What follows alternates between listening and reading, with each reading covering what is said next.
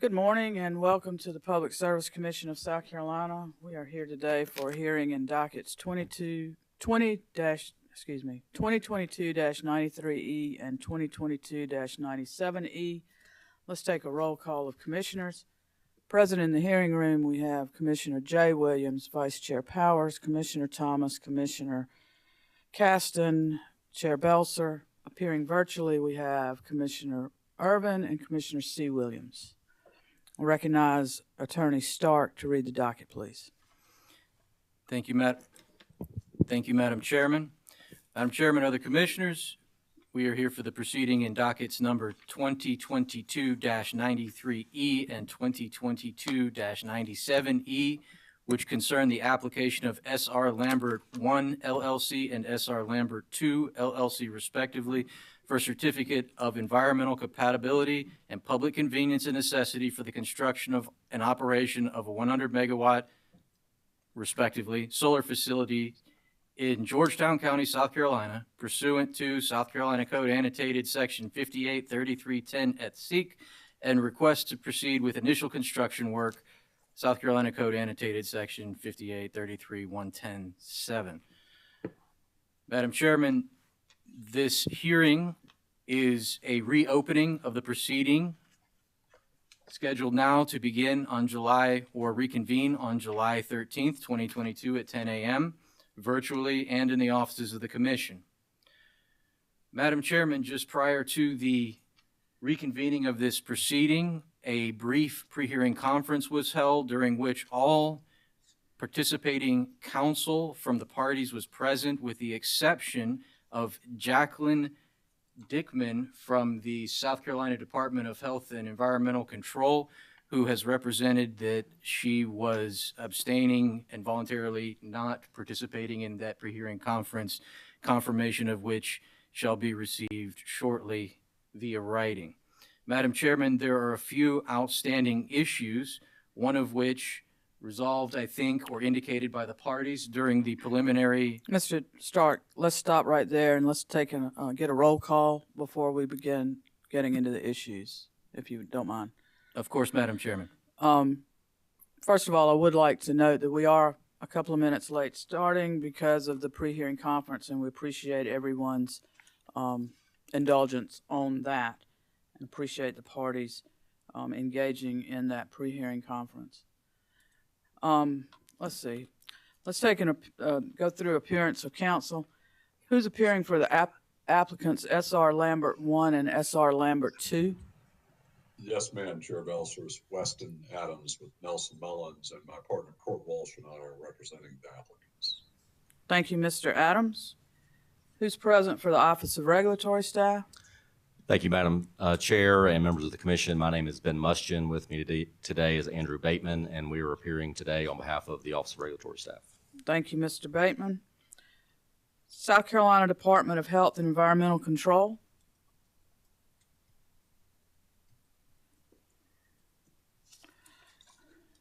Do we have anyone present from the South Carolina Department of Natural Resources?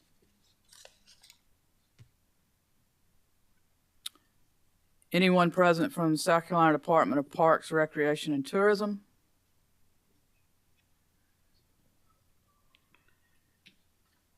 Anyone present from South Carolina Department of Consumer Affairs?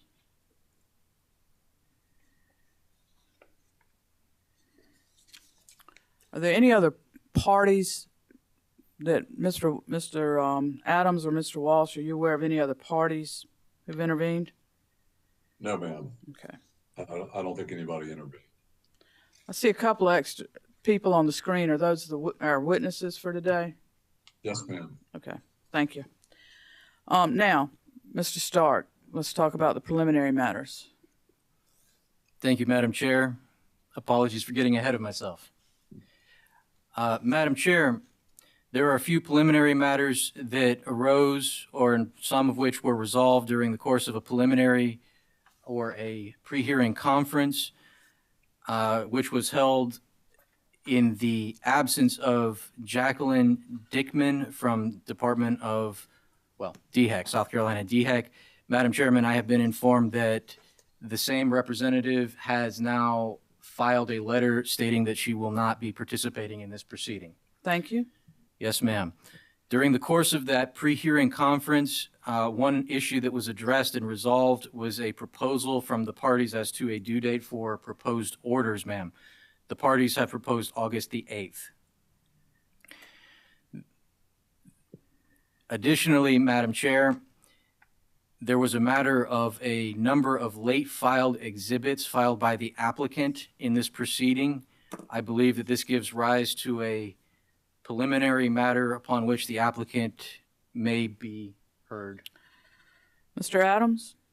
Yes, ma'am. So all the things that we filed in the last 24 hours are, first of all, ORS objected to none of those matters. Secondly, the items are either updated site plans, for example, in other words, a new version of a previous filing, or they're documents like the Central and Santee IRPs that previously had been referenced in the testimony that we already filed. So I don't think, from ORS's point of view, I don't think there's anything controversial about any of them, and then we would have all those admitted into the record as we moved along today. Okay. You'll be laying a foundation to enter those into the record as we get to them? Yes, ma'am. Okay.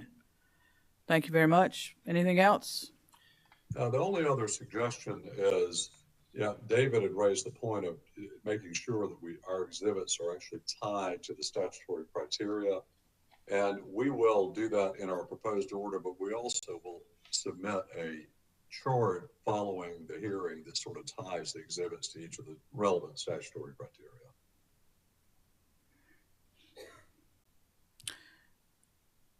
Is there going to be any testimony today referencing the statutory requirements? There will be. Okay. Thank you, Mr. Adams. Yes, ma'am. The only other thought I had is it would probably be helpful to everybody on the call to, if I could just spend 5 minutes doing an opening. I don't think we're going to need a closing, but just to sort of lay the table for how we got to this point and what we're trying to accomplish here. You are welcome to make an opening. Let me see if there's anything else from ORS before we begin that. ORS, do you have any preliminary matters? Nothing from ORS. Okay. If you are ready to proceed with your opening, Mr. Adams, please go ahead. Yes, ma'am. Well, first of all, thank you for letting me do this virtually and letting us do this virtually. I'm recovering from some surgery, so that has actually made this a lot easier for me to get this done and move forward with the hearing. Also, the applicants are grateful for the opportunity to be here today. And lastly, my law firm is grateful for the opportunity to be here today. This is the first ever renewable project done under the Siting Act. All prior Siting Act applications have been fossil fuel projects. So I would just note that we're excited to be part of what is basically the first solar application under the Siting Act. I'll give you a little background on the companies and the applicants. This is actually, there are two separate 100 megawatt projects that are side by side in Georgetown County. The applicants are the project LLCs, SR Lambert 1 and SR Lambert 2. They are owned by Silicon Ranch Corporation, which is the parent corporation, which is headquartered in Nashville. I would note that Shell Oil is a significant investor in Silicon Ranch Corporation, which is a publicly known fact, but is a sort of telling fact as an endorsement of Silicon Ranch. I would also say that, just to quickly walk through the evidence that we'll put up today, just that we'll get a feel for kind of what we will be talking about. There really are 5 primary criteria that are considered under the Siting Act under 5833-160. And we believe that the evidence that we will put up will satisfy those criteria. First criteria really is there public convenience, necessity, and need for these two facilities. And we believe that the evidence that witnesses Kisber, Matt Kisber, Connor Eccles, and Kenneth Searcy will put forward will satisfy that criteria. The second criteria being is, do we satisfy needs of system economy and system reliability? And we believe that witness Kenneth Searcy will establish that criteria. The third criteria really is, do these facilities compare favorably to other generation options? And we believe that the evidence of witness Kenneth Searcy would satisfy that third criteria. The fourth criteria is the impact of the two facilities on the environment, and is that impact justified? And we believe that the evidence of witness Blair Wade and witness Connor Eccles will satisfy that criteria. And then finally, the fifth criteria is there a reasonable assurance that the two facilities will conform to applicable state and local laws? And witnesses Wade and Eccles will satisfy that criteria. So in sum, that's the evidence we're going to put up today. We believe that the evidence will justify the commission approving these two projects under the Siting Act. And so that's basically our view of the evidence. Chair Belser, I would flag one final point. There is a provision in the Siting Act, 5833-110 subpart 7, that allows for a quick start approval by the commission. In other words, you could approve initial construction, and we're going to be asking for that today simply because the RFP the Santee Cooper put out requires that we start commercial operation by May of 2024. And to do that, we're going to need to start construction in 2022. So we would ask for that quick start approval that it be granted. And assuming that you like what you hear today and that we present this and you find our presentation compelling, we will renew that request at the end of the hearing today. So Chair Belser, I'm just flagging that for you, that we'll circle back to that at the end of the hearing. Thank you, Mr. Thank you, Mr. Thank you, Mr. Adams. ORS, do you have any opening that you would wish to make? No opening, Madam Chair, and I know that Mr. Adams said that he'll circle back around to this afternoon as to the quick start provision, but just while it's on my mind, ORS does not object to the applicant's request in that regard. However, we do note that the statute is very clear that if that were to be approved by the commission, that does not indicate approval of the entire project by the commission, and any initial activities on the project would be at the applicant's risk. So with that understanding, we would not object. But beyond that, we have no opening statement. Right. Thank you. And applicants understand the risk is on them on that. They get that and are in agreement on that. Thank you, gentlemen. With that, Mr. Adams, please go ahead and present your case. Yes, ma'am. Chair Belser, I'll call Matt Kisber to testify. Mr. Kisber, of course, is testifying virtually. Thank you, Weston. Just a moment, please. Yes, ma'am. Okay. Mr. Kistner, I need for you to raise your right hand and be sworn in by the court reporter, please. Yes, ma'am. Do you solemnly affirm the testimony you're about to give will be the truth, the whole truth, and nothing but the truth? Yes, ma'am. I do. Thank you. Thank you. Mr. Adams, please go ahead. Yes, ma'am, Chair Belser. Thank you. Mr. Kisber, please state your full name and business address for the record. Matthew Harris Kisber, 222 2nd Avenue South, Suite 1900, Nashville, Tennessee, 37201. And who do you work for? Silicon Ranch Corporation. And what are your job responsibilities there? Well, I serve as chairman of the board, and my primary job responsibilities are interfacing with the business development and project development teams on creating new opportunities for the company and working to further the development of our projects. And how are the two applicant entities related to Silicon Ranch Corporation? The two entities are wholly owned subsidiaries of Silicon Ranch. They're project entities that house individual solar projects for which we have contracts with co-op customers to receive the energy generated from those projects. And what is the relationship with Shell Oil to Silicon Ranch? Shell Oil is one of the three major institutional investors in Silicon Ranch. In order to further our strategy, which has remained the same from the start of the company, which is to develop, own, and operate all of the projects within our portfolio, it takes a significant amount of capital. That capital has been provided by Shell Oil, along with TD Greystone, and most recently John Hancock Insurance Company, three large long-term strategy investors who have supported and continue to support our growth. Got it. All right. And are you the same Matt Kisber who calls the direct testimony to be pre-filed on March 4, 2022, consisting of 10 pages? Yes, I am. And was that testimony prepared by you or under your direction?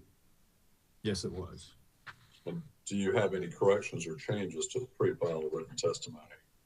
I do not. Mr. Kisber, if I asked you now the same questions that are set forth in your pre-filed direct testimony, would your answers from the stand be the same today? Yes, that would be. And Chair Belser, the applicants would ask that the pre-filed direct testimony of Matt Kisber be entered into the record of each docket, that is docket 93 and docket 97, as if given orally from the stand. Mr. Kisber's direct pre-filed testimony will be entered into the record as if read orally from the stand. And Chair Belser, I would also ask that the Exhibit G, which is a 14-page site plan and spec sheets for equipment that was part of the pre-filed testimony of Mr. Kisber, that exhibit, which is referred to in his testimony, that it be admitted into the evidence for each docket as well.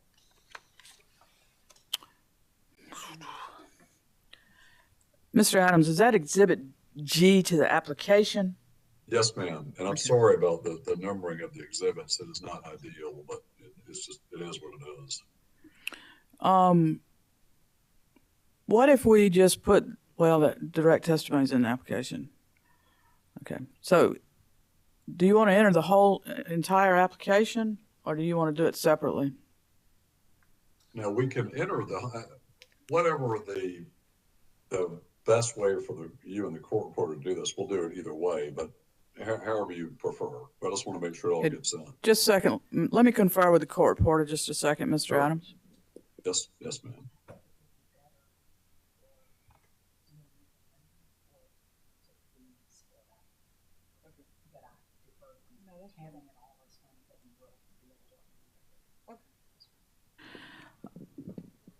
Mr. Adams and other parties, as I've conferred with the court reporter, she indicates that it would probably be better to split up the application as you reference, and so I just put the onus on you to make sure everything gets in. So We'll do it. Hearing exhibit number one will be Exhibit G to the application. It will be marked for identification as hearing exhibit number one and received into the evidence of this case. Thank you, Chair Belser.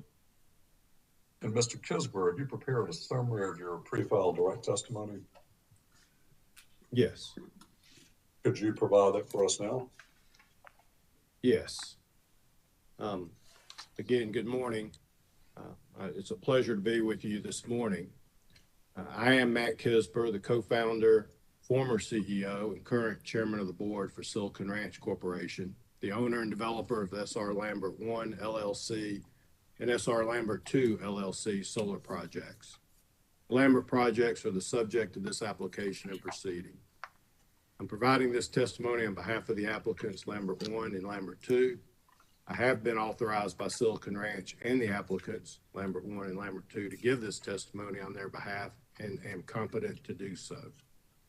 Lambert 1 and Lambert 2 are applying for certificates of environmental compatibility and public convenience and necessity to construct two separate 100 megawatt solar projects to be located in Georgetown County, South Carolina. The purpose of my testimony is to provide background concerning Silicon Ranch, an initial overview of Lambert 1 and Lambert 2 projects, and introduce the strategic benefits, public convenience, environmental compatibility, and necessity of the projects. I'll also introduce the role played by the South Carolina Public Service Authority, Santee Cooper, and Central Electric Power Cooperative in the development and long-term use of the projects. As I mentioned previously, Silicon Ranch is the parent company of project entities Lambert 1 and Lambert 2. Before founding Silicon Ranch, I had the pleasure and privilege of serving 8 years as the Tennessee Commissioner of Economic and Community Development, where I worked to attract new industries to Tennessee, such as Nissan, Amazon, and Volkswagen. Prior to that role, I also served in the Tennessee House of Representatives for 20 years before voluntarily retiring. In the House, I served as chairman of the House Finance, Ways, and Means Committee. Reagan Farr is Silicon Ranch's current president and CEO. Mr. Farr co-founded the company with me and former Tennessee Governor Philip Bredesen in 2011. Mr. Farr is responsible for all ongoing and future operations, as well as the execution of Silicon Ranch's strategic growth plan. Mr. Farr is an experienced executive, having previously served as Tennessee's Commissioner of Revenue. Supporting Mr. Farr is a deep bench of industry-leading experts in the development, construction, management, and operation of large-scale solar PV projects, just like the Lambert 1 and Lambert 2 projects proposed here. Among them, you will hear from Connor Eccles, who is the lead on managing the developing of the Lambert projects. As has been mentioned, Silicon Ranch is headquartered in Nashville, Tennessee, is a leading U.S. developer, owner, and operator of utility-scale projects. The company's portfolio includes more than 2.1 gigawatts of solar photovoltaic systems that are contracted, under construction, or operating, with an additional 2 gigawatts more in development. Silicon Ranch currently has more than 135 solar facilities operating in 15 states. Silicon Ranch is particularly proud of leading the development of solar projects in the Southeast, which includes development of large-scale solar projects in Tennessee, Mississippi, Georgia, and Arkansas. We're looking very forward to our first opportunity to construct projects in South Carolina. Silicon Ranch has a seasoned approach that sets it apart from other developers. Since our beginning in 2011, Silicon Ranch has successfully completed every project for every power purchase agreement it has signed. Silicon Ranch and its subsidiaries also own and operate our entire portfolio. Silicon Ranch is a long-term owner and operator, and as a result, a long-term partner. This is unlike many other solar developers who develop projects to quickly flip them. As a long-term owner and operator familiar with rural communities in the Southeast, Silicon Ranch has a strong interest in taking care of the land. That's why Silicon Ranch has pioneered industry-leading land management practices aimed at enhancing the environmental, social, and economic benefits of projects for communities. Mr. Kisber, I need to interrupt you for a second. We've lost you on the picture, and the court reporter needs to be able to watch you as you testify. So could you pause for a minute while we... Yes, ma'am. Thank you very much. Yes, ma'am. We had put up the map, Chair Belser. We can take that map down if that's complicating that. It's not necessary. I don't think that was the issue. Hold on just a second. It is the issue? If you could take that down, Mr. Adams. We'll leave it down. That works. Sorry about that. Okay. Mr. Kisber, we have you back now if you'd like to proceed. Thank you. Okay, thank you. As a long-term owner and operator familiar with rural communities in the Southeast, Silicon Ranch has a strong interest in taking care of the land. That's why Silicon Ranch has pioneered industry-leading land management practices aimed at enhancing the environmental, social, and economic benefits of projects for communities. Silicon Ranch's innovation and expertise truly distinguishes it as a solar PV developer, owner, operator, and partner. Turning to the Lambert projects again, they would be located on adjacent undeveloped sites located in Georgetown County. The currently planned sites are as depicted in Exhibit G to the petitions. These show the general locations for the two projects, Lambert 1 to the north and Lambert 2 to the south. Projects were proposed as a part of the Santee Cooper competitive request for proposal process. A notable requirement under this RFP was the requirement that developers would be responsible for all aspects of developing the projects, including planning, financing, implementing, operating, maintaining, insuring, and even retiring the projects. This is the type of comprehensive project planning the Silicon Ranch strength, and our Lambert project proposals were selected to move forward. When completed, the Lambert 1 and Lambert 2 projects will generate and sell energy to both Santee Cooper and Central Electric. Silicon Ranch anticipates substantial completion of the projects and power delivery by as early as the second quarter of 2023. As demonstrated by the RFP, there is a need for the projects. First, there's a strong and growing demand for renewable energy in South Carolina. Evidence of this expected growth is found in Santee Cooper's recent resource plans. Second, the demand for these projects is strong as Santee Cooper and Central have agreed to purchase the power being generated. Accordingly, the demand and offtake plans for Lambert 1 and Lambert 2 projects are well understood. On this point, you will also hear from witness Kenneth Searcy, who will go into further detail. The projects also further public convenience and necessity. The projects will improve operating efficiency and reduce environmental impacts. By their design and nature, the projects will provide clean, renewable power with minimal impacts to the environment. Projects will comply with all environmental and land use laws. To the extent there are impacts, they are or will be mitigated to the satisfaction of responsible regulators. With respect to environmental impacts, Ms. Blair Wade of HDR Engineering will provide additional detail and the latest status regarding permitting and impacts. Lambert 1 and Lambert 2 projects are poised to move forward. Our development partners are ready, and we are prepared to begin work subject to commission approval and in accordance with permits and other requirements. On behalf of the applicants, I want to thank you for the opportunity to provide testimony and introduce Silicon Ranch and the Lambert projects to the commission. We're looking forward to being in South Carolina and providing the best in clean, renewable power to the state. I'm happy to address any questions you may have, and am always pleased to discuss the projects at any time. Thank you very much. Thank you, Mr. Kisber. Chair Belser, the applicant's witness, Matt Kisber, is available for cross by ORS or any questions from the commission. Thank you, Mr. Adams. Office of Regulatory Staff? No questions. Thank you. Commissioners, any questions for Mr. Kisber?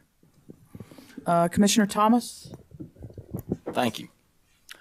Thank you, Mr. Kisper. Appreciate you being here to present this project to us and answer questions. And as Attorney Adams said, this is the first time that we've been through this. And so I have a pretty big learning curve, I guess. So I'm going to ask some questions, and the questions that I ask may or may not even be appropriate for you, but you're my starting point. I've kind of learned that a lot of times I wait until too late to ask a question, and the person that I should have asked has already been released. So anyway, I'm going to toss a few of them out there, and we'll see where it goes. So where are the panels and other components made? Yes. Excuse me. We have a significant supply agreement with First Solar. First Solar is a U.S.-based company that has manufacturing facilities in Perrysburg, Ohio, as well as in Malaysia and Vietnam. We announced recently a 4 gigawatt purchase agreement with First Solar, and so they are our primary solar provider. So does that mean most of the panels and components are made in the U.S. or elsewhere? We have specifically requested as much U.S.-made product as is possible. They have facilities in Perrysburg and are ramping up additional manufacturing capacity there. So each quarter and each year we get additional percentage of our purchase from the Perrysburg facility. Okay. And for the portion that comes from outside the U.S., do you have any concerns for the components, the quality, how they're made, what happens to the environment throughout the process where they're being produced? Because First Solar is a U.S. Publicly traded company headquartered here in Phoenix, Arizona, we and our technical team has visited their facilities to vet their processes. We feel very confident that they maintain a consistent manufacturing practices around their products. And one of the reasons we have worked with First Solar is because they are a very responsible manufacturer of solar products. Okay, and you indicated that you had some background, I believe, in business development, industrial development, and those sort of things. Do you see potential for more production in the U.S. or more production? I'm thinking about South Carolina. You're probably thinking about Tennessee. But what do you think? Is there more potential, Yes. more onshoring? Yes, one of the benefits of the growth of our company and increasing the scale of our purchases is to be able to encourage our suppliers to bring as much production as possible back to to the United States. And First Solar both is doing that with expansion in Perrysburg, but I think we'll continue to look at further growth in the United States, is my personal opinion. They have not told me that, but observing how much growth they are receiving from U.S.-based developers and utilities such as ourselves, I personally believe that there is room for additional growth. If I were still running the Tennessee Department of Economic and Community Development, I would be knocking on their door and others like them on a regular basis. Okay, well, it'd be okay with me if you knocked on it on behalf of South Carolina as well, but Understood. all right. So what are the vulnerabilities of these, let's call them solar farms, to cyber attacks? Have you all experienced any of that or aware of, or what are the precautions? Well, I guess not what are the precautions, but whose responsibility are those precautions? Is that your company or is that the customer? Well, based on my knowledge, and there may be others who are part of our team that have more information about this. We operate the solar farms with communication equipment. We have not had any cyber attacks. We work to ensure that our projects are compliant with FERC requirements. And the utility also, in most instances, has communication equipment so that our solar farm communicates with their transmission systems. To the extent that there have been any breaches or cyber attacks, we have not fortunately experienced any. Okay. So in terms of maintenance, so how often do the panels require cleaning? Well, one of the benefits of, excuse me, one of the benefits of the Southeast is, unlike the desert Southwest, is we do get periodic rains, which help to wash the panels off. So they do not require regular cleanings. However, we have had as a practice during periods where it is very dry and dusty of going in and cleaning the panels so as to ensure that they produce at the level we have contracted for and expect them to. So we do go and periodically clean panels, but again, oftentimes that is based on what the weather patterns have been in that particular location. And one thing that we have a lot of in South Carolina is pollen during certain times of the year, which I have personal experience of that at my house, and that requires some cleaning. Yes. So when you do clean, how is the cleaning performed? We have a number of projects in the state of Georgia as well, and so we're familiar with the springtime pollen and have cleaned around that season. We have equipment that goes between the rows and sprays a water with a little bit of detergent that sprays onto the panels and cleans the panels. So you bring in your own water and there's a little bit of detergent, a chemical of some sort.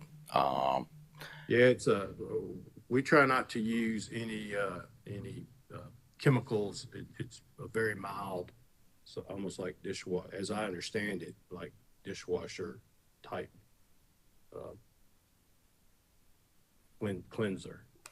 Okay, and this project is definitely close to some wetlands and perhaps environmentally sensitive areas. So, and you're comfortable that that's not going to end up being an environmental problem? Yes, I'm very comfortable. One of the reasons is that we have pioneered a process called regenerative. We call it regenerative energy. We employ regenerative land management to take care of the land and to both improve the quality of the soil as well as to use it for agricultural purposes while we're also creating energy from the solar panels. And so we have used sheep and chickens, bee pollinator habitats and the like in an effort to manage the vegetation. And so we prefer to use regenerative land management practices and not traditional fossil fuel powered equipment. And as such, the use of the animals over time, both stomping in the vegetation and the byproducts of the animals eating vegetation, help to improve the carbon intensity of the land and make it more fertile over time. And so we have pioneered that process for solar facilities and are growing the use of our regenerative land management across the country. So sheep are pretty good self-propelled lawnmowers, I guess, huh? Yes, sir. All right. So will these panels be tracking the sun? Yes, sir. Okay. So is it anticipated that battery storage will be a part of this project at any time, or is that not in the works at this point? I would have to defer to Connor as the project developer. I'm not positive about that. I'm not aware of battery storage being part of it, but I may be wrong about that. Okay. And so at a high level then, how does solar support system reliability compared with the retiring of coal? Well, let me first say I'm not an electrical engineer, so I would defer to the engineers and others, but from a very simple layman's standpoint, one of the benefits I'm aware of that distributed generation in general and these solar farms in particular help to stabilize the grid by putting generation and demand closer to one another and helping, especially on some of the further aspects of the transmission grid, to give VAR support and other types of energy support to the grid to make it more stable and reliable. Okay. Thank you, sir. That's all I have at this time. Thank you, Commissioner. Commissioner Jay Williams. Thank you, Chair Belzer. Good morning, Mr. Kisber. Good morning. Welcome to South Carolina, and thank you for being here. To our producers in the back, is it possible to get a split screen? I would like to look at Mr. Kisber as I talk to him. Is that possible?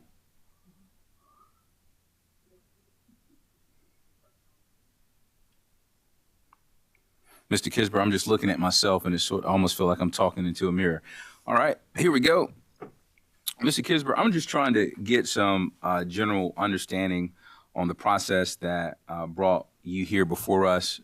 As has been said, this is the first time that this type of facility has been brought to the commission for approval, and I just want to make sure I understand how we got here. And hopefully you can help me with that. So could you talk a little bit about the RFP process that your company went through with Santee Cooper? Yes, Santee Cooper put out a request for proposals for, excuse me, for solar generation and had some specific, I don't know all the specifics of it. Connor may be able to provide more of those, but I do know that that it went out to a number of solar developers, and we were ones who made a short list for contract negotiations, and ultimately were able to secure part of the allocation that they were seeking to fill for solar. I don't know in this particular instance if this is the case. I do know with some of the utilities we work with that they are procuring solar generated electricity to support economic development, new industry, or existing industries' desires for renewable generated electricity. So that has been a strong growth engine for solar as utilities are trying to meet their customers' desires and demands. Understood, sir. Thank you for sharing that with us. When it comes to the basis of the need for this facility, am I correct in that that need arises from Santee Cooper's IRP? Yes, that's my understanding. Okay. And so the IRP generates the need for the generation, and the RFP process commences. You all went through that process, you were selected, and you entered into a contract with Santee Cooper. Do I have that right? Yes. Okay. So I think I need a little bit more education on what happens when maybe there's just unexpected changes in the environment, the economy, the factors that control decision making. My understanding of IRPs is that they're plans, even though they're good plans supported by a lot of evidence, they're a plan nonetheless. They're nothing concrete. What would happen if in an updated version of the IRP or in a new IRP, Santee Cooper no longer needed that solar energy that they contracted for with you? My assumption would be that they would not procure any additional solar. The solar that we have proposed here, that we have the power purchase agreements, are contracts that would be honored for the duration of the contract period. And could you remind me of that contract period?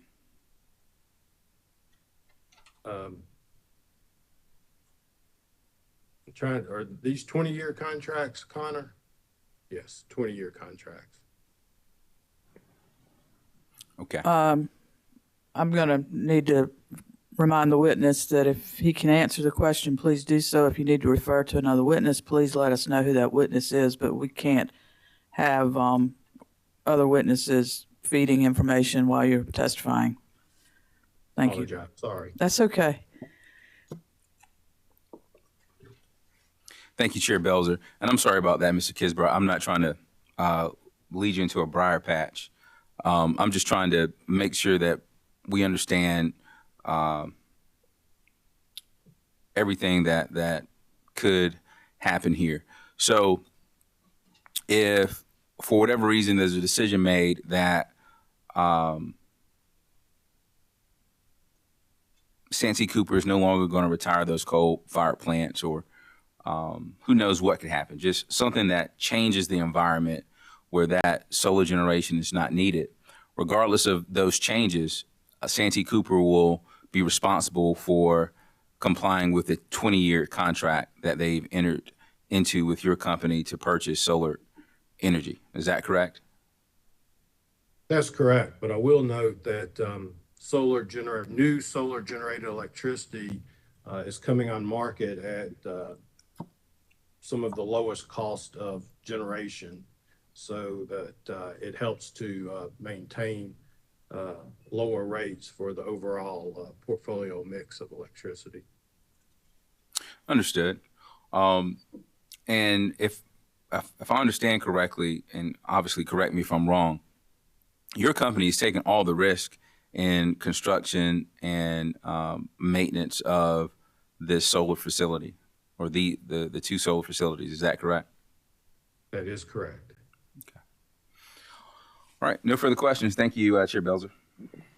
Thank you, Commissioner Williams. Commissioner Powers, Vice Chair Powers, excuse me. Thank you, Madam Chair. Mr. Kisber, just a couple of questions. I'd like a split screen too. My head's too big for the whole screen.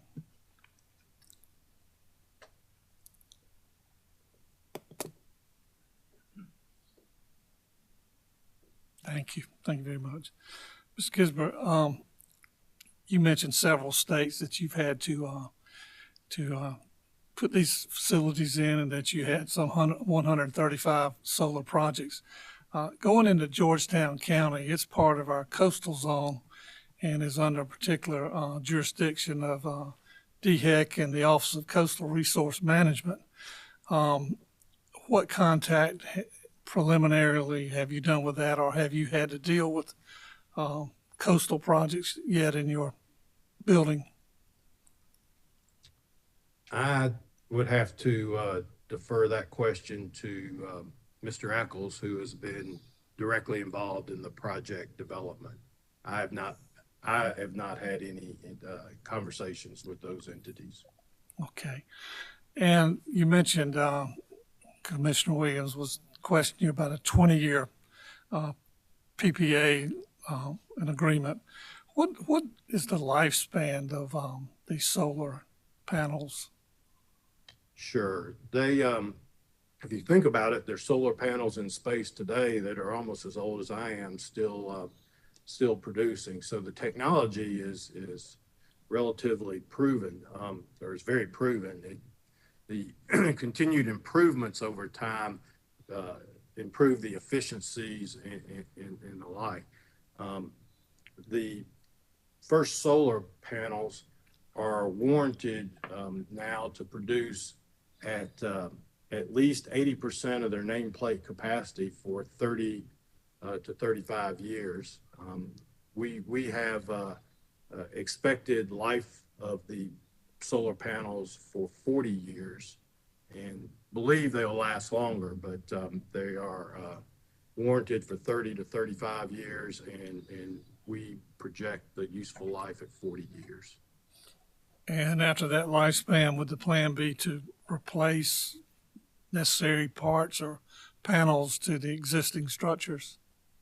It would be an opportunity to evaluate at that time whether to use the panels that are still there if they're producing, or to recycle them and use current technology, the panels of current technology in 40 years from now. Well, and I imagine neither you or I will see this particular project 40 years from now, but let's say you retired it in 40 years. What happens to the property, or what happens to all the equipment that's there? Sure. One of the reasons we like to own the land that we develop is to ensure that interconnection into the grid is maintained. We believe over time distributed generation is going to cause the electrical transmission system to be much like the interstate highway system. In the 1960s, you could buy land at almost any exit ramp you wanted to, and today the most strategic exit ramps are all taken. We feel like the same thing will happen over time with the electrical transmission system. So having those interconnections is a valuable asset and can continue to put electricity into the grid. If at that time it is decided to take equipment down and use new equipment or new technology, we have arrangements with some of our solar panel manufacturers to recycle the solar panels. Also, the steel racking equipment, the steel can be recycled. We would recycle all the components, which is the vast majority of them that can be recycled into further project or further use. So the value of the recycling would keep your company or any successor company from just abandoning the property. Yeah, again, one of the beauties of owning the land is that we recognize that if we were to not be good actors, and one of the reasons the three of us started this company was to build on our public service and help to create investment in rural areas and as well as provide clean renewable electricity for economic development. But if we weren't, it's much easier for a local jurisdiction to enforce whatever the local regulations are against landowners than it is against leasehold. And so we believe that as landowners, we have a much easier collateral for a local community to sanction if we were not good stewards of that land. And just one more question. Of these 135 projects, do you continue to operate all of them? Yes, sir, we do. Okay. Is there, I imagine there's some profit motive, but is there a pro and con to you operating rather than turning it over to the utility to operate? Well, our utility partners have preferred because, as has been mentioned, they have no risk. All they have to do is purchase the electricity. So all the operational risk and requirements are on our company, which makes it a very good partner to utilities, especially to the, we do a lot of work with electric cooperatives around the country. I think about close to 40% of all the solar that is purchased by electric cooperatives we generate. And so this model has tended to be a very successful model for them. Thank you, Mr. Kisber. Good luck to you, and thank you, Madam Chair. Thank you. Thank you, Vice Chair. Commissioner Caston, questions? Thank you, Madam Chair, and good morning, Mr. Kisber. Morning.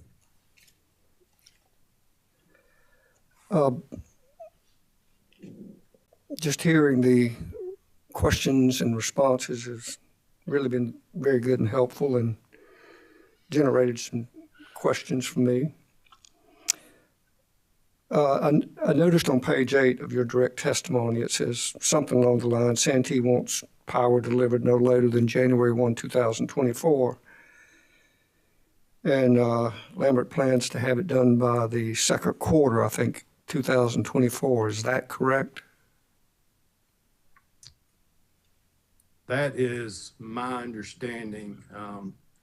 But again, Connor Eccles is probably better situated to answer that question than I am, sir. All right, thank you. On page 10 of, I think it was your direct, where it talks about regulatory approvals that are pending. What other regulatory approvals are pending? Again, I would suggest that Connor, as the project development lead, answer that question at the appropriate time. My belief would be permitting and the various approvals required to get construction permits, but I am not I'm not sure about that. Connor's responsible for the project development activities. Understood, no problem. And I understood from your testimony, and I guess the questions asked, that Silicon Ranch will own and operate these facilities, be totally responsible, I guess, cradle to the grave. Is that correct? Yes, sir, that is correct.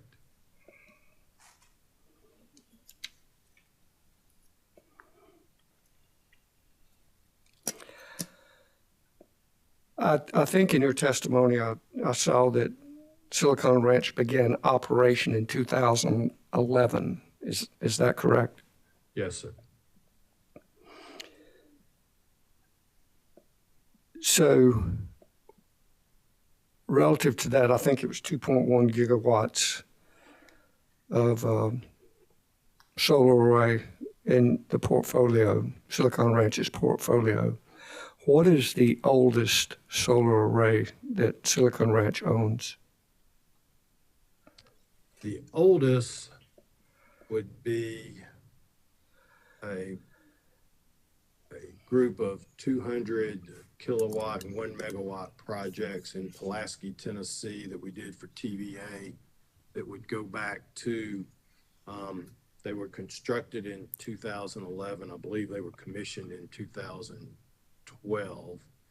And soon after that is a 9.5 megawatt solar farm that we built, own, and operate on the grounds of Volkswagen's manufacturing facility in Chattanooga, which allowed them to get the LEED certification points to be the first platinum LEED certified automobile manufacturing plant in the world. And that plant's, as I said, is a 9.5 megawatt.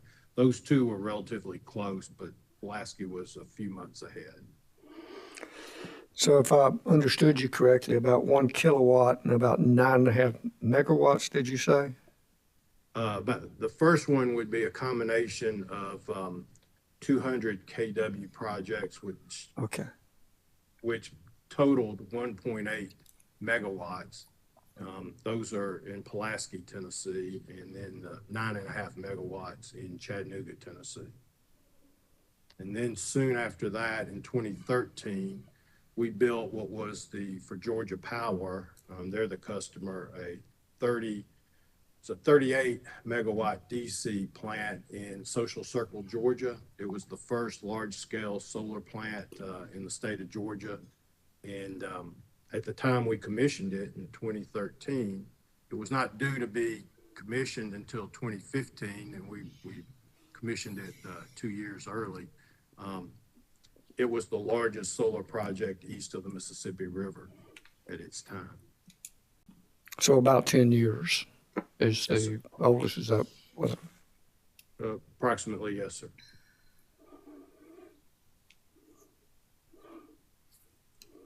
And I think I understood the life expectancy around 20 years or 20 years. No, today the solar panels that we purchase are warranted for 30 to 35 years of production. That warranty degrades from 100% down to 80% and then levels off at 80%. So they're warranted by the manufacturer to produce at least 80% of their nameplate capacity for 30 to 35 years.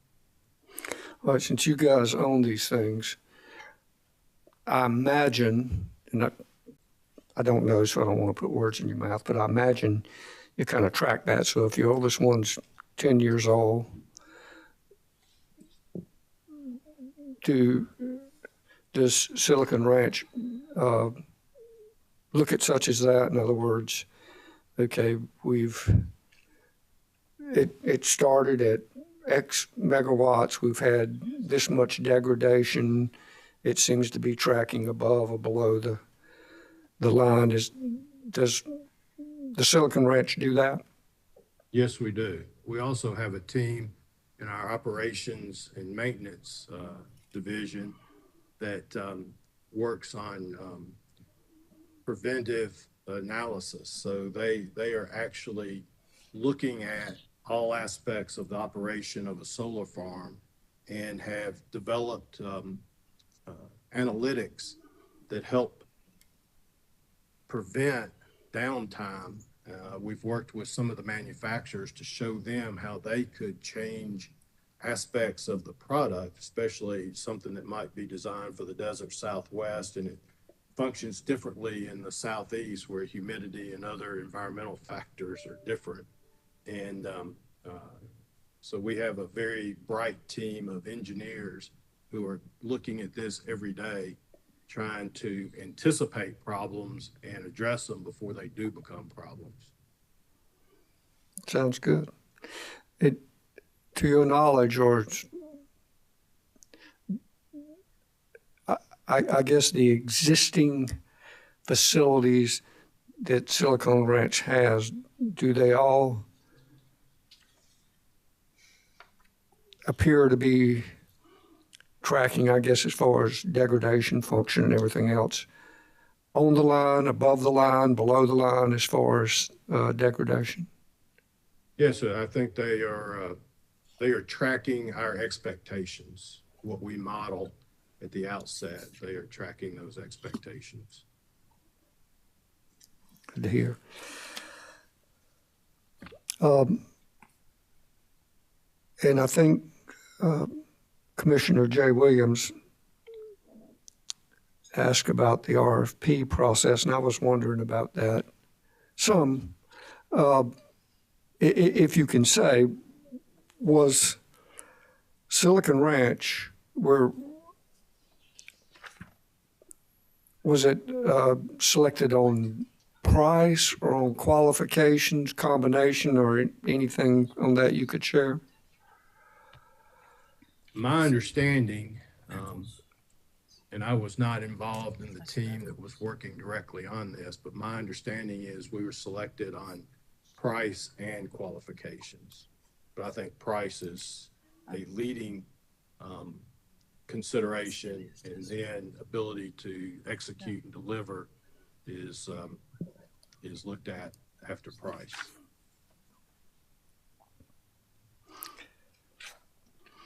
And I think you stated, I think Commissioner Powers asked you a question about, I guess, the solar generation, and but you had mentioned it was the lowest cost of generation, and I was curious about that. Is that based on just the capital cost, or the O&M, or both of those? Yeah, it's a statistic that has come out from the U.S. Department of Energy, and it is because the price of solar equipment over the last 10 years has dropped about 70 to 80%. And so the fact that the cost of the equipment has come down significantly, efficiencies of the equipment have gone up, coupled with there's no fuel charge that is associated with it. It is the cost of solar generated electricity has been about, if my recollection is correct, about half of fossil fuel generated sources, new fossil fuel generated sources. Do you know if that cost or comparison considers a utility's need for dispatchability? Is that worked in there somewhere, or is it just pure capital cost? I do not know. That's a statistic. One final question, which I can't remember in response to whom, but you were talking about the value of the interconnection. Silicon Ranch, recognizes that, and you compared it, I think, to the interstate highway with the overpasses and off-ramps. I would probably own the piece of property that didn't have the off-ramp, but you want one that has the off-ramp. But if I heard you correctly, relative to, I guess, when the useful life of the array is drawing near, that interconnection and that location would still, at least in Solar Ranch's opinion, have great value. And, whatever technology seems to make sense at the time, that location would still be of value. Is that what I heard? It is, but let me clarify too, is my understanding around, and I'm not a FERC lawyer or have great expertise in that area, but my layman's understanding is that technology has to be a similar technology. We couldn't take a site that has a solar farm and put a gas generation peaking plant there. It would have to be a solar type technology to continue to be able to use that interconnection. So I want to be very clear. You can't just switch out the technology that's used for generation. You've got to remain consistent with the technology that you applied for to get that interconnection in the first place. And that is to comply with current law, current regulations, and current regulatory approvals. Is that what you're saying? That's my understanding, yes, sir.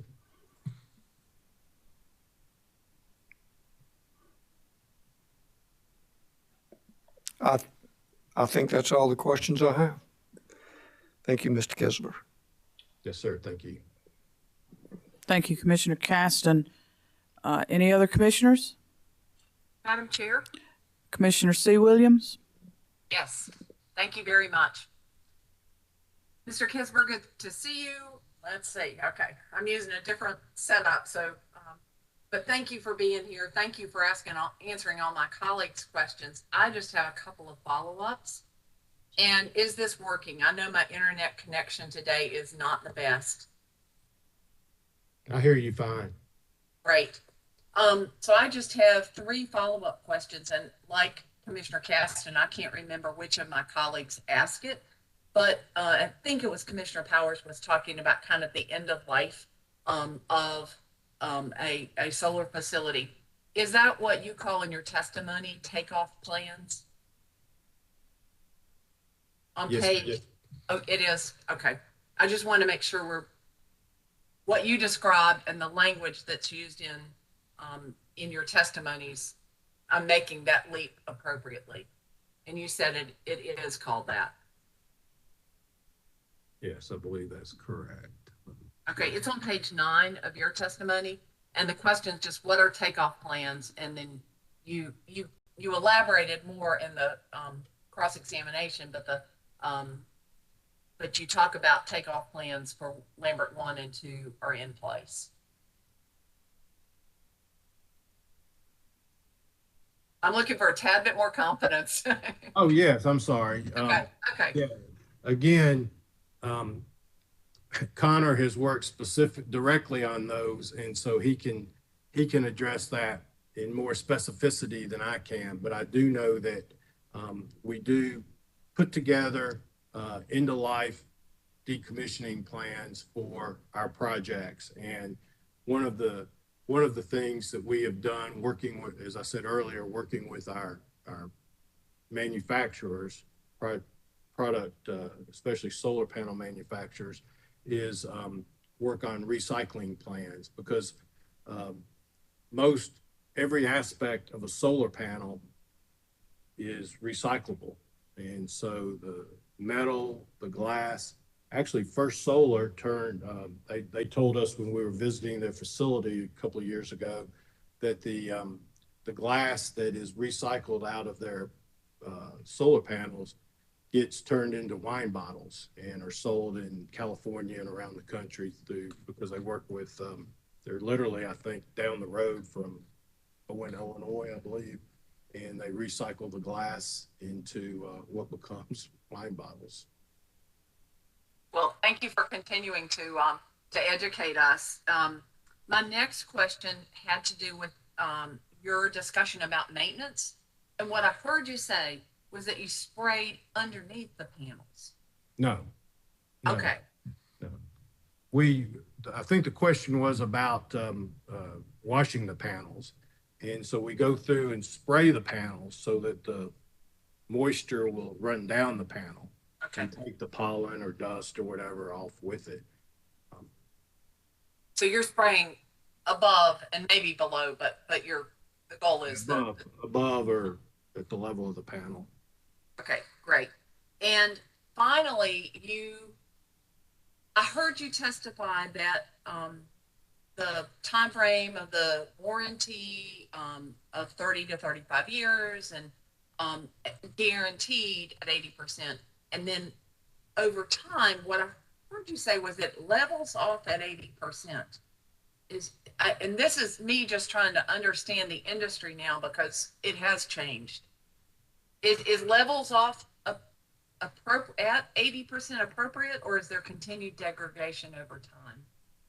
No, it levels off at approximately 80%. Things have changed. Good to know. Thank you very much. Appreciate your being here. No further questions, Madam Chair. Thank you, Commissioner Williams. Commissioners, any further questions? Madam Chair, Commissioner Urban? thank you. Welcome to South Carolina. It's good to have you with us this morning. We appreciate your investment in our state. Particularly pleased to hear that you're going to own the land and be a responsible landowner and try and improve the land. Wish we could get all our corporate citizens to do likewise. In that regard, what type of crops are you planting around solar facilities in the Southeast? Yes, sir. We, in our regenerative land management practices, we have been, especially in the Southeast, using sheep for vegetation management. And so we work to plant native vegetation that the sheep will graze on. We received a grant as part of a team that is working on how to efficiently and cost effectively design solar farms where you could have cattle grazing. There are a whole lot of different obstacles to deal with because, as you know, cattle are larger, they bump into things around them. And so we're working on a team that is being led by NREL on trying to come up with a design that will work for that. But we are using primarily sheep right now. We have some that use chickens. What we have worked on with our, we own flocks of sheep, but we also work with tenant farmers or ranchers who take their sheep to different farms to graze. And we're helping to reestablish an industry, an agri-industry around raising sheep, processing. Some of our tenant farmers process and sell their meat to Publix grocery stores and Whole Foods and different grocers, and it's conveyed as organic raised meat. So we see that there's an opportunity around agroeconomic development that we're trying to help further through the practice of regenerative land management. Well, that's great. And I would encourage you, if you haven't already done so, to contact the South Carolina Department of Agriculture. They have a division that works on organic farming. And the other resource would be the Clemson University Extension Service. They have a great statewide network of offices that work with landowners in terms of testing the soil and advising them on what row crops are best suited for the land. And those would be the two resources that I would encourage you to look into. But we welcome you here. I assume you're going to be hiring some South Carolina citizens to work at your facility. Yes, sir. Yes, sir. Especially in what we call as agrivoltaic specialists who both are able to help manage the agriculture side of the solar farms as well as the maintenance side of the solar farms. And of course, you're going to be a property taxpayer, so I know Georgetown County is happy to have you coming on board. Yes, sir. And So- thank you for those leads. I'm definitely going to pass those along to my colleagues who work directly on this. Good luck to you and thank you for your informative presentation, Mr. Kinsler. Thank you. Thank you, Commissioner Irvin. Mr. Kisber, I just have a clarification, and it might have just been my processing of your summary. You indicated in your summary and in your written testimony that that y'all expect to deliver power to Santee Cooper, I believe, beginning January 1, 2024. Is that correct? Yes, ma'am. Yet, I thought in your summary you indicated that you anticipated substantial completion of the projects by the end of the second quarter of 2023. Did I hear 2023 or is it 2024? I think that, again, I would defer to Connor to give you the direct answer to your question. My understanding is that we are aiming for the second half of 2023, and you can start delivering power. You get to substantial completion after going through various punch list items and the like, but I will defer to Connor to give you a more fulsome answer on that. Okay. I was looking, I heard 23, or I processed 23, whether that's what you said, I'm not sure. But in your direct testimony, you indicated projects are expected to deliver power not later than January 1, 2024. However, Silicon Ranch anticipates substantial completion of construction for the projects and power delivery by as early as Q2 of 2024. So that was throwing me when I went through your testimony because that's after January 1, 2024. And I just didn't know if that was a typo. Then when I heard your summary, that's what brought about the question. But I'll ask Mr. Eccles. Yeah, Mr. Adams or Mr. Eccles may be able to give better specificity on that. Okay. Thank you very much. Mr. Adams, any redirect? Yes, ma'am, just briefly. My understanding, Matt, is that there actually, I know you guys do a lot of this sheep farming at other sites, but this particular site is not going to have any animals at it. I just want to make sure we were clear on the record for this.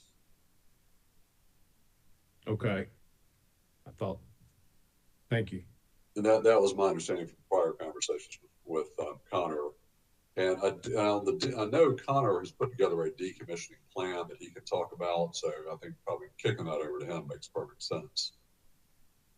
And then the only other thought I would have is if our plan is to start construction in 2022 with that quick start approval that we're asking for, that substantial completion would be in 2023. But I think we can circle back to, and then delivery of power in 2024, but we can circle back to Connor on that as well. Okay. Chair Belser, I've got nothing further. Okay. Mr. Kisber, thank you for your appearance this morning and for your testimony. You may stand down. Thank you very much. Mr. Adams, we've been going almost not quite an hour and a half, but close. So before we begin our next witness, why don't we take a 10-minute break? We will come back, well, a little more than 10 minutes. We'll come back at 11:40. Yes, ma'am. We stand recessed until 11:40. Thank you.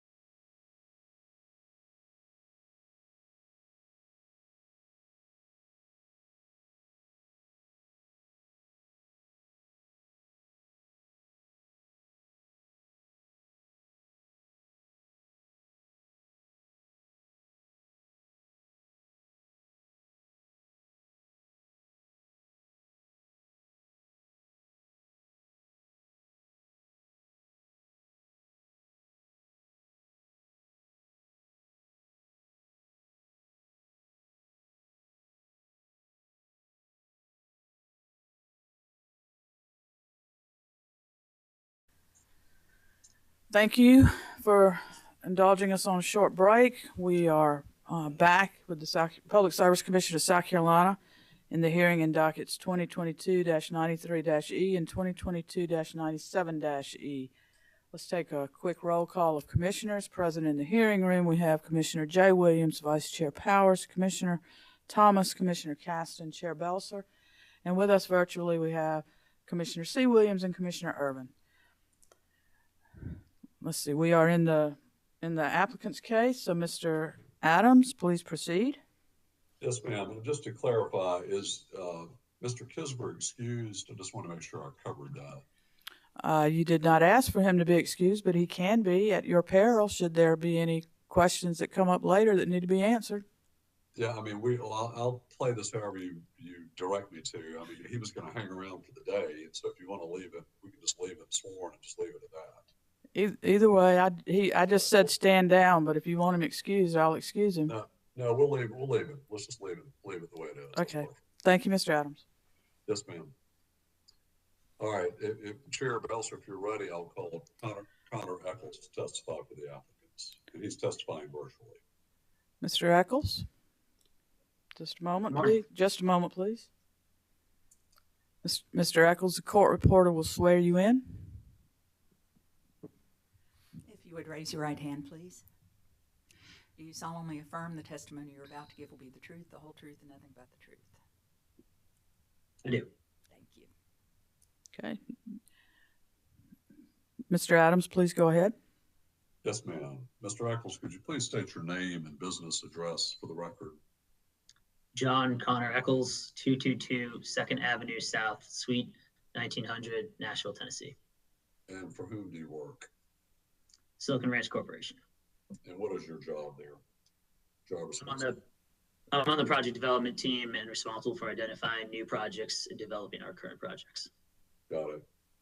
And Silicon Ranch is the parent company of the applicants, correct? That's correct.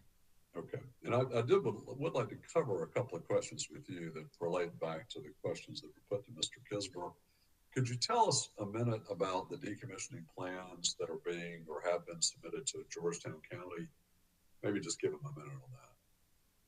Yeah, we've put together a decommissioning plan for Georgetown County per their ordinance and had it approved by them. And it has been signed by one of our commercial officers. And it is in relation to how the equipment is brought off the site, both through the timing of once the project is no longer in operation, how long it will take to remove the equipment, and how the equipment is recycled and scrapped. Got it. And then on the construction and starting of commercial operations, that whole sequence of events, you will start construction, my understanding would be ideally in 2022, assuming you got the quick start approval, correct? That's correct. And then commercial operation in your mind, and I think contractually that means the delivery of power. When would you expect commercial operation, the delivery of power to occur? We're expecting that in May 2024. Got it. Okay.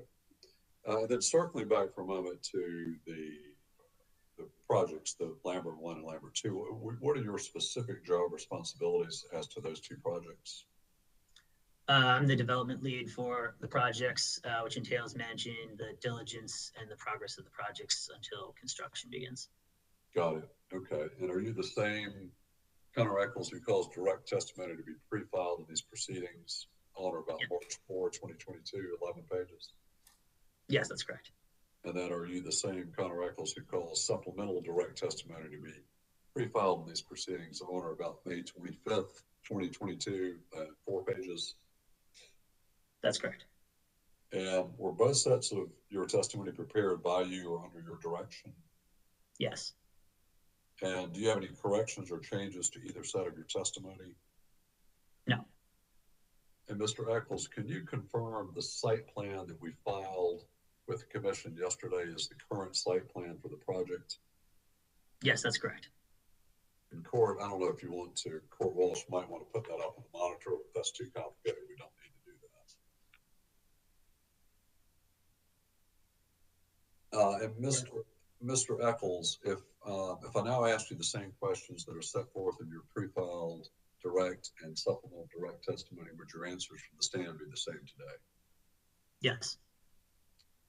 And Chair Belser, the applicants asked the pre-filed direct testimony and the pre-filed supplemental testimony of Connor Eccles be entered into the record for each docket, that is docket 93 and docket 97, as if given orally from the stand. The direct testimony of Mr. Eccles that was filed March 4th, 2022 will be entered into the record as if given orally from the stand, and the supplemental direct testimony of Mr. Eccles filed May 25th, 2022 will be entered into the record as if given orally from the stand. Yes, ma'am. And Chair Belser, I also would ask that the following exhibits that were referenced in Mr. Eccles' testimony, either live or written testimony, be admitted into the evidence for each docket. The first one, there are three exhibits that I'm referencing here. The first one is Exhibit H. It is a permit matrix, and that is referenced in Mr. Eccles' March 4th testimony. And I can give you all three of these or just pause between each one, however you prefer. The second one. Mr. Adams, hold on just a second. Yes, ma'am.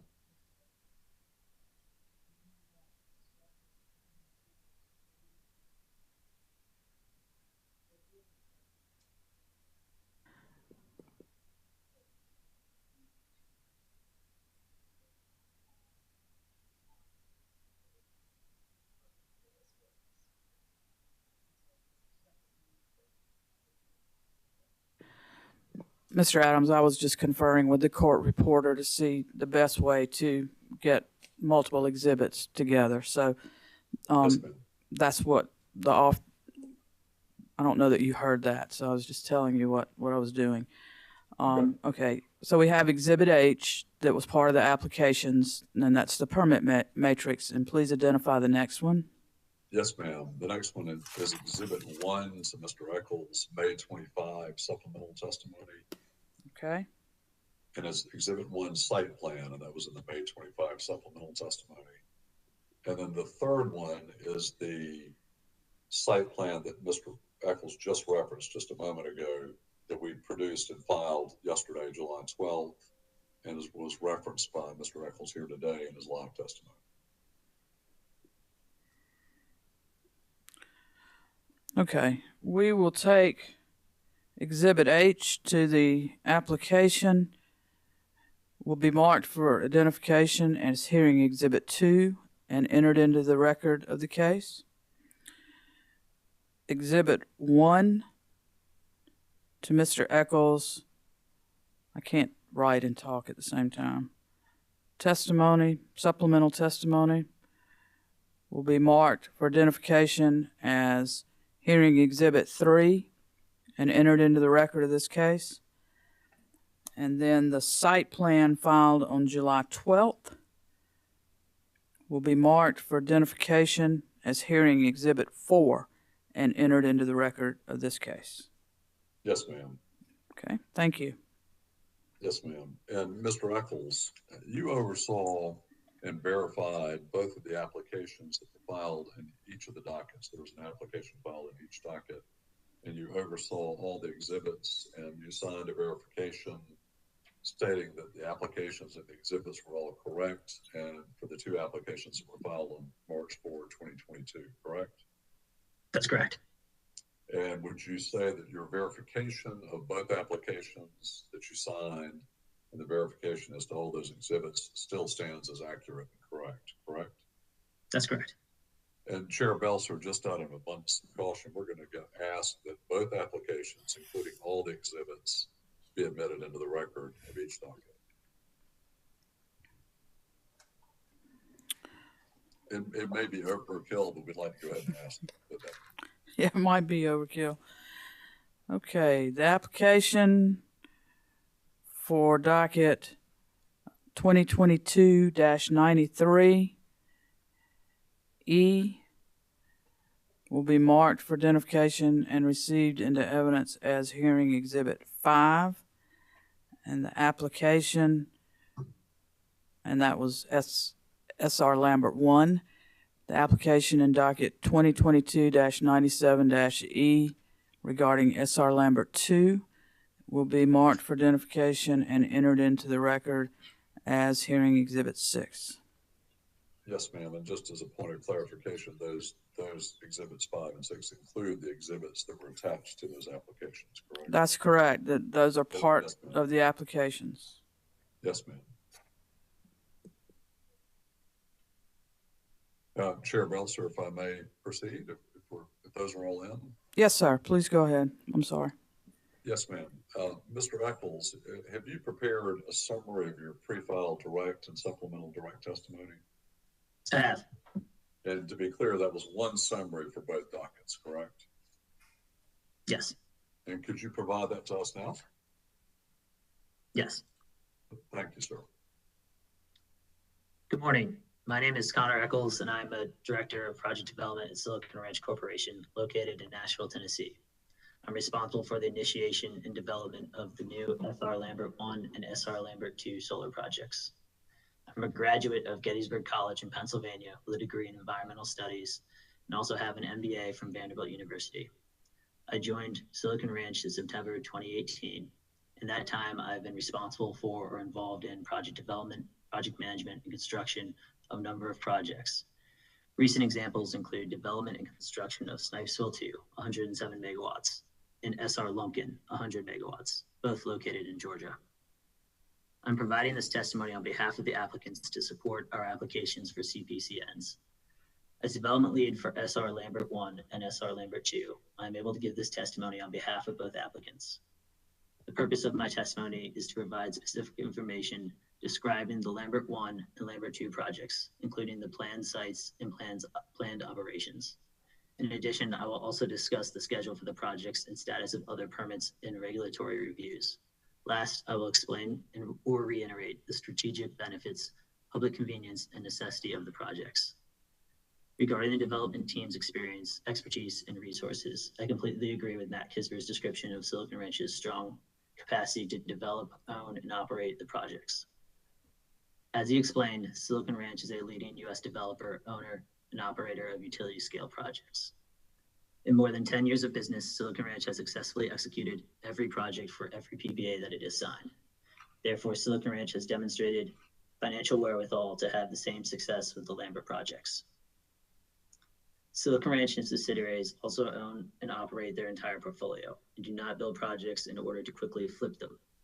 As such, we have a strong interest in the ongoing viability of all of our projects, including these projects. Next, let me describe the projects being proposed. The projects will be sited on privately owned land in Georgetown County, South Carolina, near the unincorporated community of Lambert.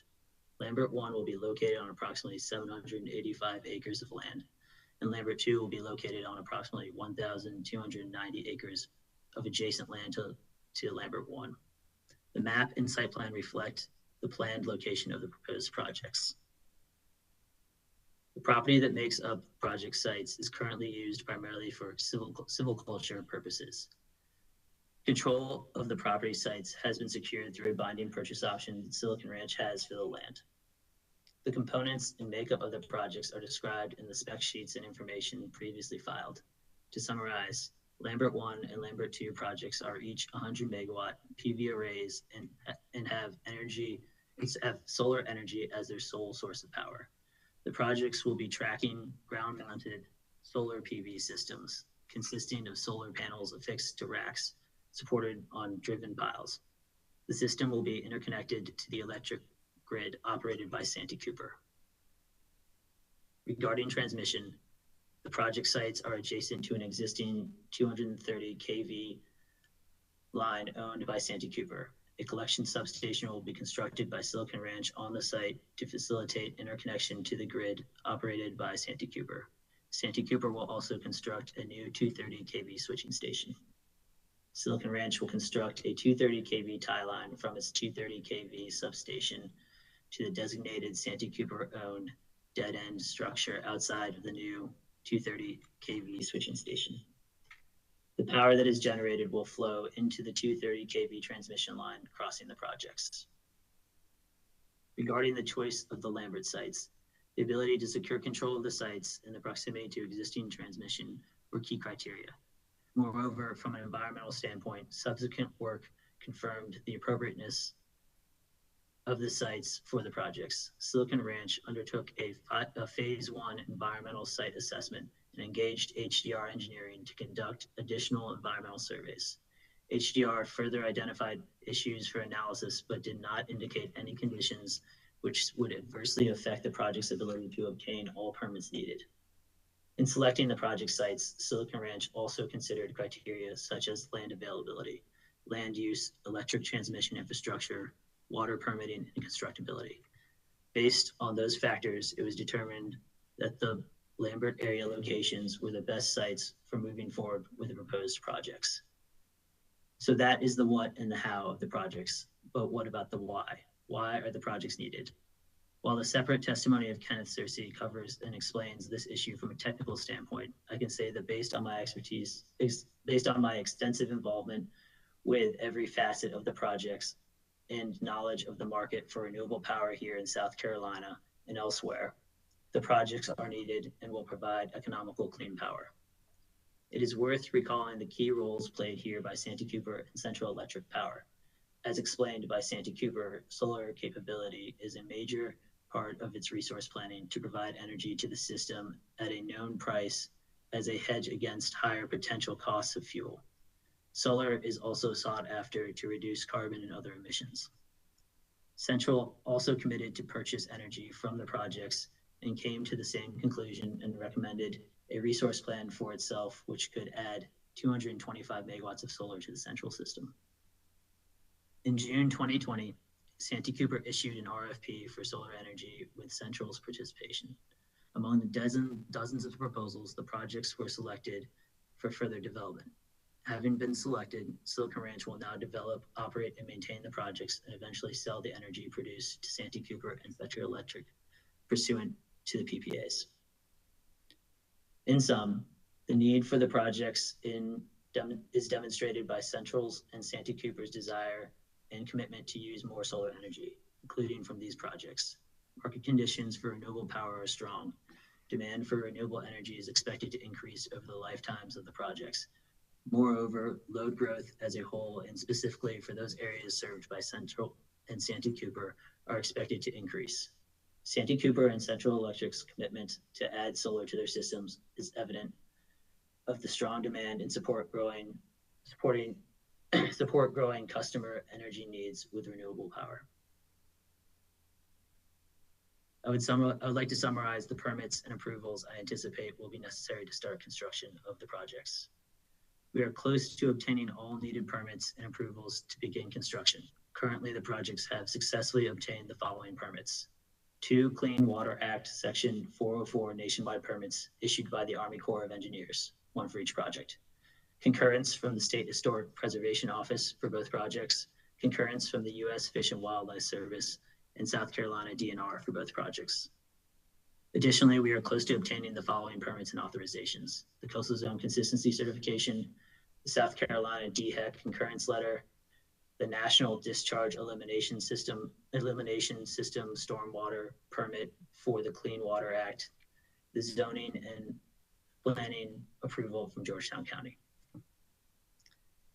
Based on the detailed site due diligence and studies completed for the project sites, Silicon Ranch believes that there are no conditions which should adversely affect the project's ability to obtain and maintain all permits and permissions needed. More detailed discussion of the environmental permits and their statuses will be provided by Blair Wade of HDR during your upcoming testimony. Based on the current plans, subject to the Commission's approval, the project should reach commercial operation by the second quarter of 2024. To achieve or exceed that estimate, Silicon Ranch requests quick start permission from the Commission under SC Code 5833-110-7 to begin initial construction work immediately for both projects. The projects represent an investment of tens of millions of dollars into the Georgetown community. We anticipate that the county will realize significant property and real estate tax revenues annually from the projects. Aside from immediate fiscal benefits, the projects will enhance the community's reputation as a progressive jurisdiction. The local contractors and businesses engaged in installation, construction, fencing, landscaping, and machine rentals will receive sale opportunities during the project's construction and post-construction operation. During the construction process, construction work will be needed at the project sites, and the projects anticipate hiring numerous workers, including those from the surrounding areas. This increased economic activity in the area is expected to increase revenue for local hotels, restaurants, service stores, and other vendors. In addition, there are significant environmental benefits from the projects. By design and their nature as solar PV facilities, the projects will provide renewable power with minimal environmental impacts. The projects will create no air or water emissions and no environmental contamination. There will be virtually no noise impacts and little or no impact as it relates to the rural feel of the area. At the end of the project's useful life, project materials can be recycled or sold for scrap. Because of Silicon Ranch's leading land management practices, the land can be returned to either timber or agricultural uses once the projects are retired. Public convenience and necessity justify construction of the Lambert 1 and Lambert 2 projects. Santee Cooper has adopted a preferred resource plan for meeting growing energy needs that improves operating efficiency, reduces environmental impacts, and results in lower overall cost. Pursuant to those goals, Santee Cooper sought proposals and selected to work with Silicon Ranch and to purchase power from the projects. The projects will provide renewable power with minimal impacts to the environment, as described by Santee Cooper and Central Electric's IRPs. And in the solar RFP, the best option for meeting their objectives is the addition of PV solar. The projects are a key part of implementing those IRP plans and providing cost-efficient, clean energy to consumers. Thank you for the opportunity to provide my sworn testimony in this matter, and I am further glad to provide additional testimony about the projects if needed. And Chair Belser, Connor Eccles is available for cross or for questions from the commission. Thank you, Mr. Adams. Office of Regulatory Staff? No questions. Thank you. Commissioners? Madam Chair, Commissioner Thomas? thank you. Thank you, Mr. Eccles. Appreciate your comments thus far. So is it anticipated that battery storage will be part of the this project? Currently, battery storage is not contracted for this project, but it could be in the future. However, I'm not aware of any plans for this specific project or these projects. Okay.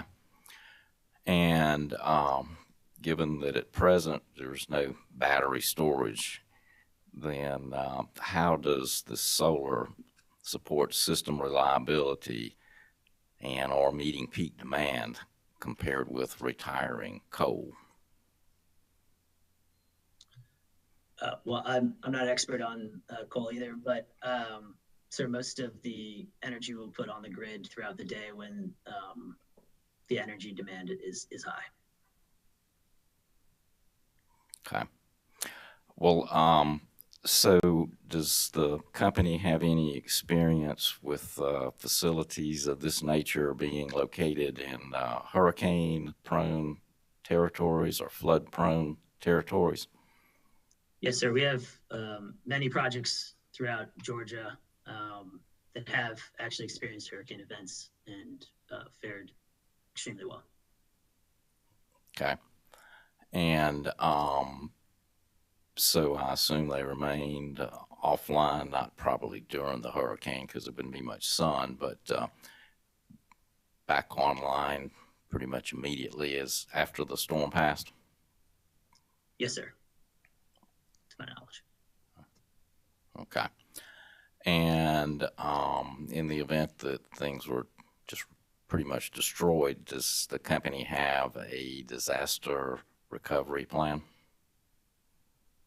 Yes, sir. I believe that's covered in our insurance plans. Okay. But you don't really have any knowledge, I guess, of the disaster recovery plans? I don't have specific knowledge of the disaster recovery plan, sir. Okay. thank you. That's all I had at this time. Commissioner Powers. Thank you, Madam Chair. Mr. Eccles, one of the permits you said you didn't have was with DHEC and their Office of Coastal Resource Management. And looking at the latest site plan map, I'm counting at least a half dozen wetlands or more. And you may underestimate DHEC's concern with that. How are you going to do this construction and stay out of these wetlands? Yes, sir. Well, we've worked with the Army Corps of Engineers on this project quite extensively. They've gone out and walked the site with us. We've gone over our plans, each iteration with them. And the DHEC has also been a part of that. We've submitted our plans, and we are expecting a response fairly soon from them that our plans will be acceptable to them. They've also reviewed the wetlands in the site with us. Do you realize that they're going to require some sort of mitigation for any wetlands that are compromised? Yes, sir. We only anticipate impacting less than a full acre between the two projects. And so we will have to pay for the mitigation credits. Okay. For those impacts. So you would approach it as mitigation credits rather than doing something on your own acreage? Yes, sir. That's what the agencies have recommended. Okay. And I don't know about Georgia, but we had a Hurricane Hugo that came through that area. It would wipe out this project. What sort of backup would the utilities co-ops have as far as power if that big one comes is 2 years from now? I believe they'd rely on the rest of the energy mix, sir, but I'm not aware of their specific plans.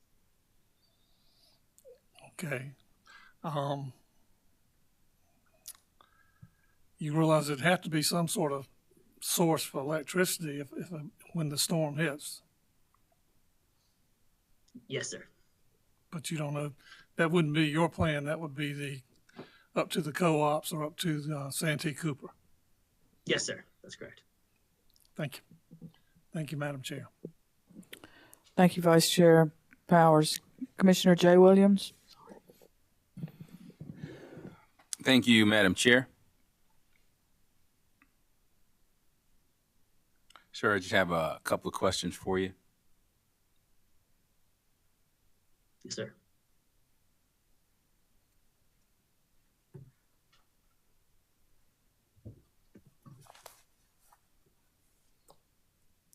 So, regarding the risk associated with constructing this facility, under the contract, your company is taking all the risk involved in constructing and operating and maintaining this facility. Is that correct? That's correct. Okay. Considering everything that has happened in the last 2 years in the world, from the pandemic to wars and inflation, do you foresee any difficulty associated with completing this facility? As Matt Kisber described, we've got many contracts to procure our equipment with strong partners, and we've worked with them to ensure that we will have the necessary means to build these facilities on time. And even in the worst case scenario, if there are cost overruns, construction delays, all those risks are going to be borne by the company, and Santee Cooper and its ratepayers won't have any responsibility or liability for cost overruns or for construction delays. Is that correct? That's correct, sir. We are responsible for those. Thank you, sir. No further questions. Thank you, Commissioner Williams. Commissioners, any other questions? Hang on a second. Madam Chair? Commissioner Carolee Williams? Yes. Thank you very much, Madam Chair. Mr. Eccles, good to meet you. Thank you for your testimony. I think I have 2 questions. One is really basic. Why is this 2 projects as opposed to one? Yes, ma'am. That may be a basic question, but essentially it boils down to there being 3 power lines on the site and understanding which power lines would be best to interconnect into. We originally thought it would be better to interconnect into 2 smaller power lines, but because Santee Cooper recommended that, once speaking with Santee Cooper, we decided that interconnecting into the 230 kV line, the larger one, was the better option. However, at that point, we had already submitted 2 projects to the RFP. So it has to do with the interconnection. And if you've known from the get-go, it was one, it could have been one project? That's correct. Okay. Yes. Okay. And I want to go back to Vice Chair Powers' line of questioning. And this is more general, but what can you testify to in terms of solar arrays and their relationship, the experience with hurricanes and winds, number 1, and then number 2 with flooding? Yeah, so it's my understanding that because these are on single axis trackers, there is actually a setting that once winds reach a certain speed, that the trackers will set to that speed. It won't continue on its normal tracking system. Therefore, it will be that setting is the best setting to withstand high speed winds. And your second question was around flooding, ma'am. Well, let me follow up with that one. Would that setting be parallel to the ground? I'm just sort of, do you know? Not necessarily. I believe they actually do track their barometers on the project, and so whichever setting would allow the wind to pass easiest through the site would be the one it is set at. And it would depend on the specific wind direction? Direction, that's correct. Okay. And yes, my other question had to do with flooding. Well, the trackers or the panels are on steel piles, and really it's an impervious surface. So the water passes underneath it's impervious surface. So it's really the ground. So it just passes underneath the panels. So there's nothing really stopping the water from going over, and it's not going to reach the panels because they're at a Mr. Eccles, ground. Yes. may I ask you to speak up a little bit? Some of your answers seem to be trailing off, and I'm having trouble hearing you. Thank you. Okay, apologies. I don't believe there will be any issues with flooding on the site. And is that because of the height, the elevation that you are establishing the panels, and how, if that is, how does that relate with like the FEMA flood requirement for first floor elevation? That's correct. Well, we don't build any of the arrays in the FEMA floodplain, first of all. And second of all, it is due to the height. They're about 4 or 5 feet off the ground. Great. Thank you very much. Appreciate it. No further questions, Madam Chair. Thank you, Commissioner Williams. Commissioners, other questions? Commissioner Caston. Thank you, Madam Chair. And good afternoon. I can say good afternoon now, Mr. Eccles.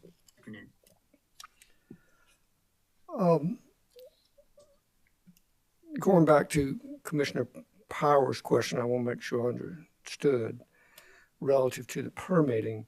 So did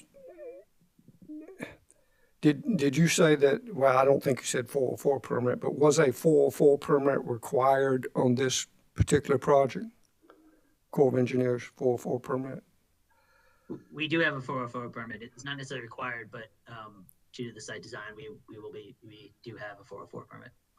You said you don't know if it was required, but you do have one? We do have one. It's not necessarily required, but we do have one. Or maybe I just thought if you were working on wetlands, it was required whether you wanted it to be required or not. Did I unless I misunderstood? Yeah, I apologize. Because we are planning to impact low amount of wetlands, it is required. If we did not impact those wetlands, then it would not be required. So, and I'm not sure I heard it. I think you answered it, but I probably missed it. Was any mitigation required for the? Yes, sir. We are required to buy mitigation credits. Not on site, but it was through mitigation banks or whatever? That's correct, through a mitigation bank. And you may have answered this, you know, the two sites. Why are there two sites? Yes, sir. It goes back to the interconnection. There are actually 3 transmission lines on the property. And we are expecting to potentially connect into 2 of them. And now we are only interconnecting into 1 of them. Okay. And there's about 500 acres difference between the two sites. Is that kind of just the way it worked out, or is there any particular reason for that? Yes, sir. It goes to the area of wetland in that's not, that acreage is not the fenced area. It is the broader area of the site. So one is slightly larger because the land is less efficient. I understand. And I don't want to beat the storm question to death, but I've often wondered about facilities such as that also in storms, you know, whether that be hurricanes or what. You know, some facilities can be hardened, but am I hearing that there's nothing special done about locating these solar arrays in a hurricane or a flood-prone area? I mean, do you do anything different in those locations than you would in, say, the upstate of South Carolina? You know, the equipment is tested to withstand the area that it's being put into. So I believe our engineers make sure that the equipment meets the weather of the area. So you're saying the equipment's tested for 200-mile-an-hour winds or 150-mile-an-hour winds? It is tested to make sure it can withstand the weather of the area, sir. Yeah. Okay.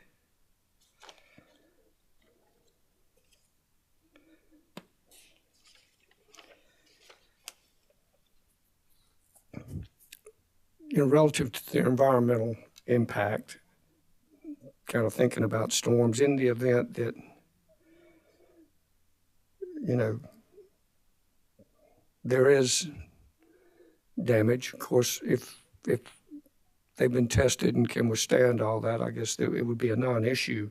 But if there are, or if there is, and I'm not greatly familiar with the inner workings of a solar panel, just on a very basic level, any potential items in there that could be problematic if a storm did hit? I mean, from an environmental point of view? Not to my knowledge, sir, no. I mean, no heavy metals or anything like that? That's correct, yes.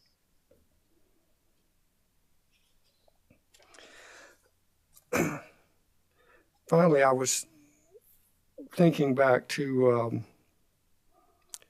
that interstate off-ramp analogy. And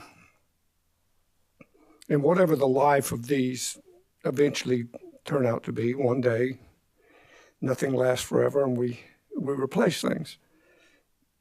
That said, what would prevent on these sites, especially where the interconnection will be,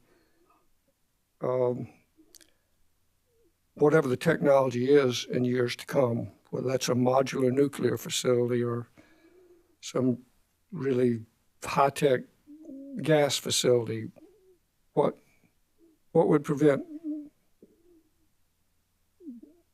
that from occurring on these sites, depending on what the technology is 10 years, 15, 20, 30 years from now? Yes, sir. I believe as Matt Kisber spoke to you earlier, the interconnection agreements only allow for the specific technology being put on. If another technology such as nuclear is put there, the interconnection would be void. And those interconnection agreements are for 20 years, correct? Is that what I understood you to say? The interconnection agreements are for the lifetime of the project. Which, did I understand that to The be? commercial operation, the PPAs are for 20 years. Power purchase agreements are for 20 years. So at the end of 20 years, it could be whatever it needs to be or you want it to be, correct? We would have to reapply for that specific generation. Or whatever generation you wanted for that particular PPA, correct? That's correct. That would go through, the utilities would have to approve that separate interconnection for another generation source. All right. I think that's it. I believe that's all, Mr. Eccles. Thank you very much. I appreciate it. Thank you. Madam Chair, Commissioner Jay Williams? Mr. Eccles, just a clarifying question.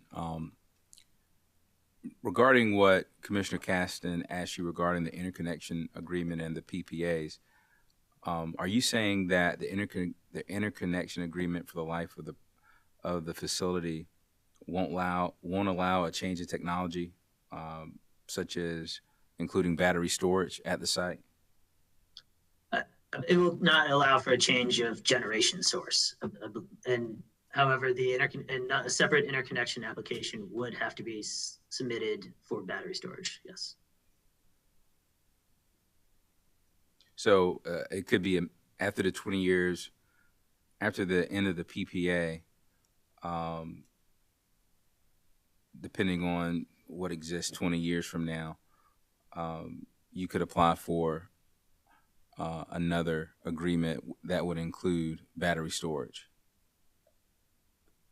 Yes, sir, but we could also apply for it throughout the lifetime of the project. It would just be another interconnection agreement with the utility. Okay. Thank you, sir. Thank you for clarifying that. Yes, sir. Commissioners, any further questions?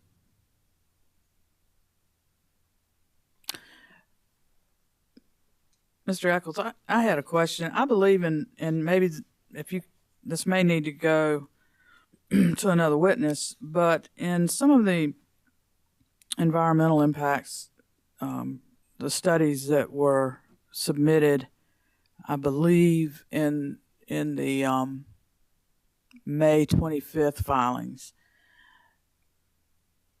I thought there was a mitigation measure where y'all agreed not to harvest timber or do some sort of cutting from November to March, perhaps, due to some wildlife considerations. Are you familiar with that? Yes, Blair Wade can expand on this, but there's the northern long-eared bat in the region, and so it's been recommended not to harvest timber, I believe from November to March or May, in order to accommodate. Is that part of the reason that that y'all want to go ahead and begin some site clearing? No, ma'am. I believe that is more in support of just the construction schedule. Okay, but when you say you want the quick start, that's to begin prepping the site, is it not? That's correct. Clearing, cutting, as well as construction. That's correct. Yes, ma'am. Okay, but that most of the site is. Apologize. No, go ahead. Most of the site has already been cleared by the timber company. Okay. That owns it. Okay. Thank you very much. Yes, ma'am. Anything else, commissioners? Okay. Mr. Adams, anything? Any redirect? Redirect being questions. No, ma'am. I think we're good. I would like to leave him available to come back. We need to bring him back. Thank you, Mr. Adams. Mr. Eccles, you may stand down. for now. Thank you. It's 12:30. I'm gonna leave this to the we can break for lunch for an hour and 15 minutes, or we can go till 1. Mr. Adams, do you have a preference with your witness? Totally up to your preference. We're good, however you want to do it. Okay, well, why don't we go until 1 o'clock, or until Mr. I think Mr. Searcy's next. I'm not trying to try your case, but until we can see if we can at least get his direct up. How about that? And I think we were going to do Blair Wade next. In that case, we're going to break because I have a feeling that she may take a while. All right, fair enough. We'll take a break and see you want us back in an hour and 15 minutes. So that'll be 1:45? Yes, ma'am. Okay. We'll break until 1:45. Thank you. Thank you. Thank you.